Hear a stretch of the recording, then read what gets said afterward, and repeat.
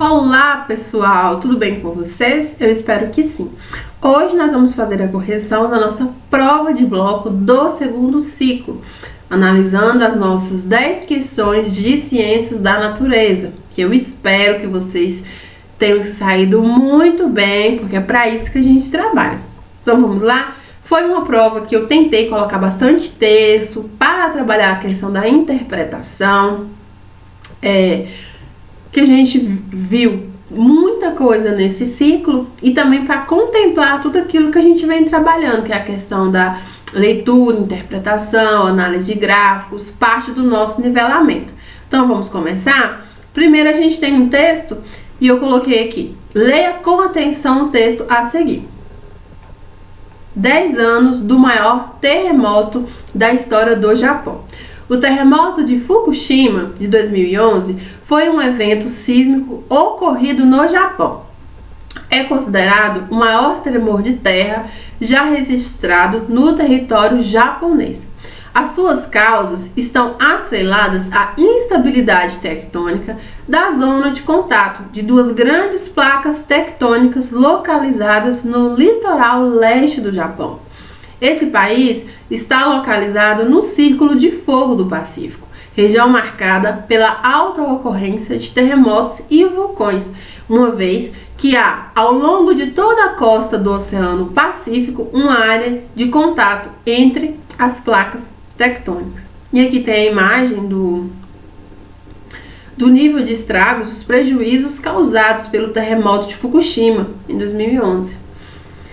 Esse terremoto, ele atingiu uma magnitude de 9,1 graus na escala Richter e gerou um grande tsunami que atingiu a região de Tohoku, assim como a usina nuclear de Fukushima. A inundação da usina provocou a destruição de reatores nucleares e a liberação de gases tóxicos na atmosfera.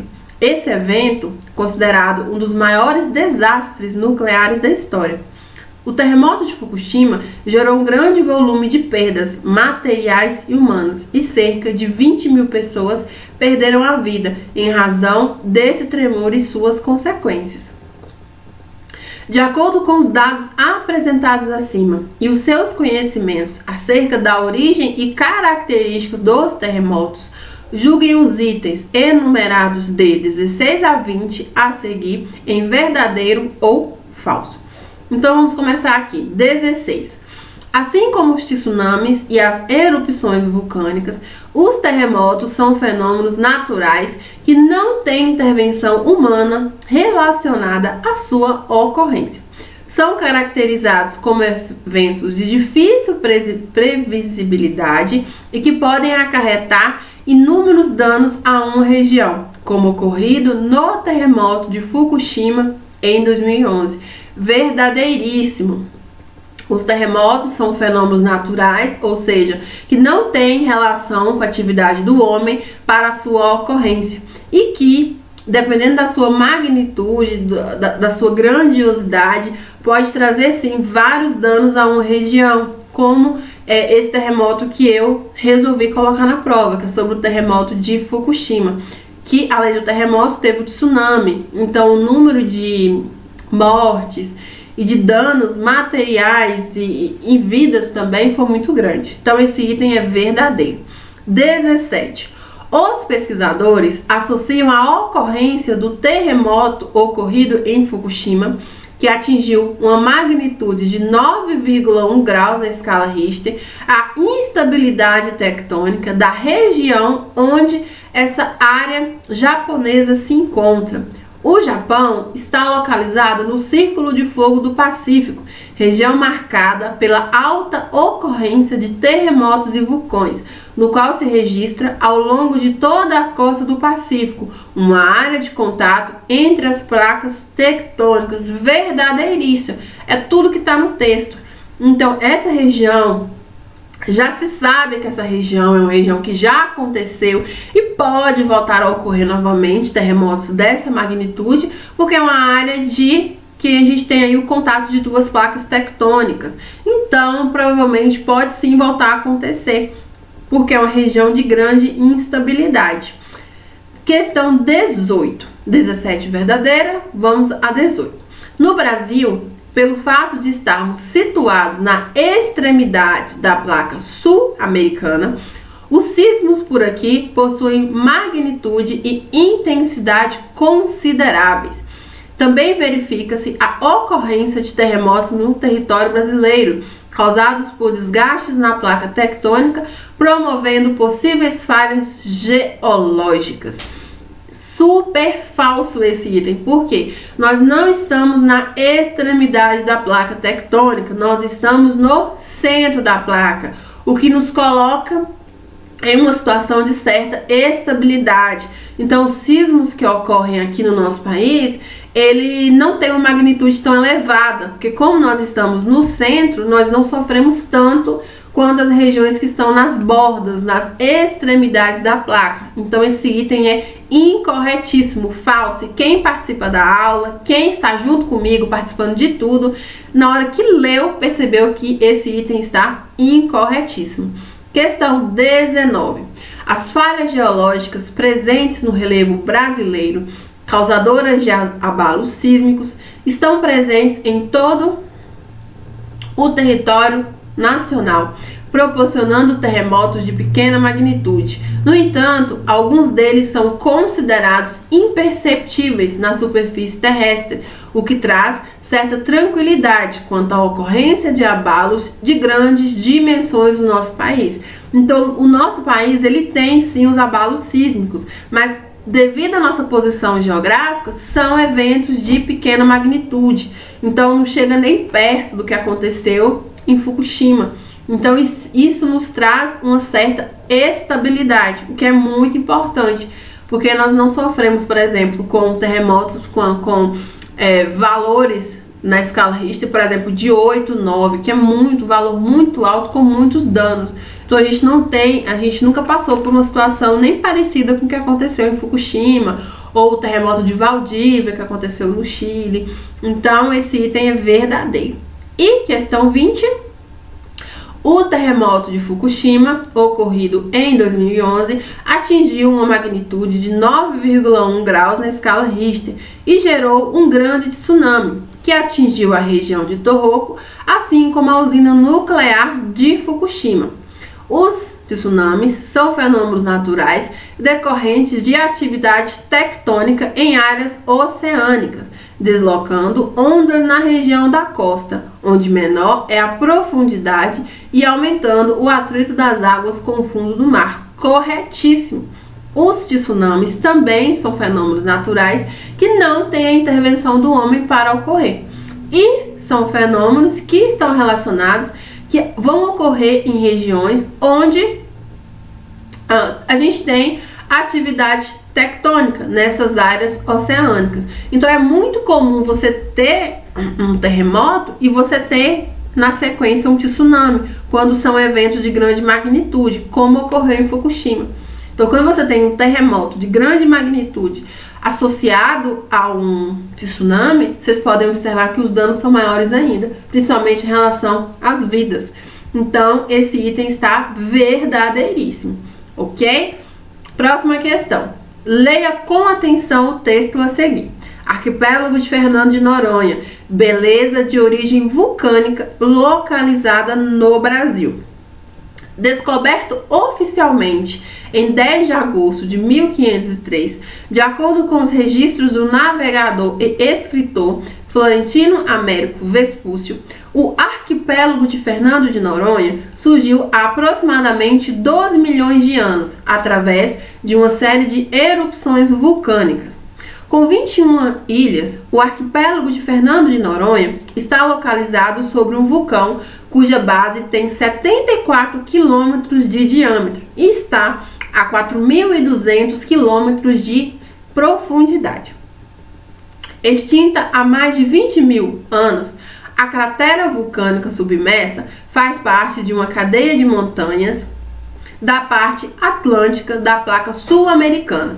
Analise as informações dadas a seguir. Aí aqui tem para vocês um desenho de uma área desse arquipélago tão conhecido no nosso Brasil, que é sobre a administração do estado de Pernambuco e faz parte do território brasileiro. E a gente tem aqui algumas informações sobre a formação desse território, dessa área tão importante. Então, 33 milhões de anos, a gente tinha o início do ciclo vulcânico. Há 12 milhões de anos, a gente tem o fim do penúltimo ciclo vulcânico. E aí a gente tem o período da calmaria, que é a predominância das ações erosivas. De 3 a 1,5 milhão, a gente tem o último ciclo vulcânico. A gente tem uma forte erosão climática, que são os ventos, o sol forte e a chuva, que destroem os cones vulcânicos. E há 50 mil anos até os dias atuais, a gente tem a continuidade da ação erosiva, acrescida da era glacial há 20 mil anos atrás. Então isso aqui conta um pouquinho da história geológica, digamos assim, desse conjunto de ilhas tão importantes, que fala um pouco sobre a história do nosso país, e é uma ilha particular, porque é uma ilha que foi formada através de atividade vulcânica, o que é muito interessante. Assim como algumas outras ilhas no nosso Brasil que nós estudamos, que foram formadas por atividade vulcânica. As rochas vulcânicas mais antigas do arquipélago têm cerca de 12 milhões de anos. E as paisagens que hoje existem em Noronha são resultado de períodos de erupção vulcânica intensa, quando aconteciam explosões e emissão de lavas e outros calmos, com a ocorrência de erosão sedimentar. Acerca da influência da atividade vulcânica na morfologia do relevo no Brasil, em diversas regiões do planeta, julgue os itens enumerados de 21 a 23, a seguir em verdadeiro ou falso. 21. O vulcanismo é um fenômeno geológico que ocorre no interior da Terra para a superfície quando há o extravasamento exclusivo do magma em forma de lava. As ilhas do arquipélago de Noronha, de Fernando de Noronha, são as únicas representantes no Brasil de formações oriundas de atividade vulcânica, existente no nosso país há algumas décadas atrás. Super falso esse item, por quê? Primeira coisa, quando a gente tem a erupção vulcânica, a gente não há o extravasamento exclusivo do magma na forma de lava. A gente tem o extravasamento do magma de vapores e também de particulado. Então, nunca que a gente tem só liberação de lava. Então, esse item está incorretíssimo. Outra coisa, as ilhas do arquipélago de Fernando de Noronha não são as únicas ilhas que foram formadas por atividade vulcânica existente no Brasil há muito tempo atrás. Então a gente tem outras ilhas, como o arquipélago de São Pedro e São Paulo, a gente tem outras, então não são apenas as ilhas do arquipélago de Fernando de Noronha. E outra, essa atividade vulcânica, ela foi existente no nosso país há algumas décadas atrás? Logicamente que não. No próprio enunciado da questão, no próprio texto de apoio fala que foi há milhões de anos. Então a gente tem aí 3 falhas que mostram para vocês que esse item está incorretíssimo. Então quem leu com atenção, quem presta atenção, com certeza não errou esse item. Questão 22. A transformação morfológica da superfície terrestre é um processo contínuo e dinâmico. Assim, podemos classificar a diversidade de agentes que atuam na modificação do relevo de uma região em agentes externos e internos. Logo, temos como fatores modeladores do relevo agentes externos como o tectonismo e o vulcanismo, e como agentes internos processos como a chuva, o vento e a variação de temperatura. Incorretíssimo. O que são esses agentes modeladores do relevo? São agentes que têm a função de alterar o relevo, fazendo com que diferentes regiões do planeta tenham morfologias diferentes. Ou seja, se você for sair daqui do nosso país para ir nos Estados Unidos, ou no Chile, ou no Japão, você observa que o relevo é diferente, não é homogêneo. E isso é gerado tanto pelos agentes internos quanto os agentes externos. Os agentes internos são aqueles que de dentro para fora alteram o relevo, como o vulcanismo e o tectonismo. E os agentes externos são aqueles que de fora alteram o relevo. Por exemplo, a chuva, a variação de temperatura. Então esse item aqui, ele trocou Os agentes que são externos, que são a chuva, o vento e a variação, aparecem como internos, e o tectonismo e o vulcanismo, que são agentes internos, aparecem como externos. Então isso torna o item erradíssimo, e quem estuda não errou essa, eu tenho certeza. Questão 23. O vulcanismo é um fenômeno geológico que ocorre do interior da Terra para a superfície, quando há o extravasamento do magma em forma de lava, além de gases e fumaça, e material particulado também. No Brasil, algumas ilhas oceânicas são caracterizadas pela formação estar associada à atividade vulcânica, registrada na era Mesozoica, por exemplo. São exemplos de ilhas vulcânicas brasileiras, as ilhas do arquipélago de Fernando de Noronha e as ilhas de Trindade e Martins Vaz. Corretíssimo, corretíssimo. Traz da forma correta o que acontece no processo de vulcanismo e traz também outros exemplos de ilhas que foram formadas pela atividade vulcânica, que não são apenas as ilhas do arquipélago de Fernando de Noronha, ok? Último texto. Leia com atenção o texto a seguir. Monte Everest, o desafio dos grandes alpinistas. O Monte Everest, conhecido antigamente como Pico 15, é uma montanha onde se encontra o ponto mais alto do mundo, com 8.848 metros de altura em relação ao nível do mar. Porém, ele não é a maior montanha do planeta, quando tomada a distância do seu topo em relação ao centro da Terra, título que pertence ao Monte Chimborazo, localizado no Equador. O Everest, ele encontra-se na Cordilheira do Himalaia, uma cadeia de montanhas localizada na fronteira da China com o Nepal, e que se estende por Índia, Butão e Paquistão. Aqui tem um desenho desse monte tão importante, que é o sonho de vários alpinistas, conseguir escalar essa área tão importante e conseguir voltar com vida, porque ali a gente tem vários problemas, como hipotermia, a questão do ar, então assim, a questão da técnica, tem que ser um alpinista experiente, muitos alpinistas morreram durante esse processo, então é um feito, é um objetivo, um sonho muito almejado pelos amantes do alpinismo, por aqueles que amam o alpinismo. O surgimento do Everest, assim como de toda a Cordilheira do Himalaia, está atrelado ao movimento das placas tectônicas. Olha que interessante. Nesse caso, ao choque das placas asiática e indiana. Guardem bem esse nome, placas asiática e indiana. Como a placa indiana, por ser do tipo continental, é mais grossa e pesada, ela afunda sob a placa asiática. Esse fenômeno foi o responsável pela formação da cadeia de montanhas, onde se encontra o pico mais alto do mundo, informação que despertou o interesse de alpinistas do mundo inteiro em conseguir escalá-lo. Como esse choque segue em curso, o Everest eleva-se cerca de 4 milímetros a cada ano. E dessa forma, após muitas tentativas e algumas mortes, o neozelandês Edmund Hillary e o nepalês Tenzing Norgay conseguiram finalmente alcançar o cume, fato que foi repetido algumas outras vezes posteriormente. Então, alguns alpinistas realmente conseguiram escalar esse monte, o que é assim um feito histórico, porque não é fácil.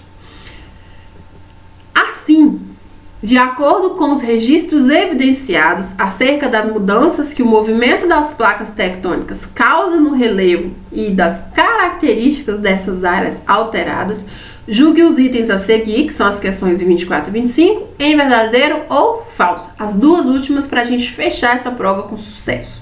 Questão 24. As placas tectônicas são gigantescos blocos que compõem a camada sólida externa do planeta e que estão suspensas pelo magma incandescente no interior da Terra. Existem 10 placas tectônicas na crosta terrestre que provocam dobramentos e falhas. São exemplos desses dobramentos e falhas as cordilheiras montanhosas e os terremotos, por exemplo. Verdadeiríssimo. A gente tem 10 principais placas tectônicas que existem aí no nosso relevo e essa ação dessas placas que gera essas cordilheiras montanhosas e vários outros processos que são importantes para a gente entender a dinâmica da Terra. Então esse item está verdadeiríssimo. E a última questão: o surgimento do Everest, assim como de toda a cordilheira do Himalaia, está atrelado ao movimento das placas tectônicas, que é um exemplo de fator externo modificador do relevo terrestre. A formação desse ponto turístico, conhecido mundialmente, ocorre devido ao choque das placas asiática e africana, configurando a morfologia características dessa região. Incorretíssimo. Primeiro, o tectonismo não é um agente externo modificador do relevo. Nós vimos que o tectonismo é um agente interno. E segundo, as duas placas que existem nessa região que formaram essa área tão conhecida não são as placas asiática e africana. Quais são as placas? Tem aqui. Cadê? São as placas asiática e a placa indiana. Então, esse item aqui, ó, traz muita informação incorreta. Porque a gente tem que são as placas indiana e asiática que estão presentes nessa área, e que o tectonismo não é um agente externo, e sim um agente interno que vai alterar esse relevo. Eu espero que vocês tenham entendido, que vocês tenham se saído bem na prova. Desejo a vocês uma ótima correção e, como sempre, qualquer dúvida, me procurem para a gente bater um papo e sanar todos os questionamentos de vocês. Boa correção e até a próxima!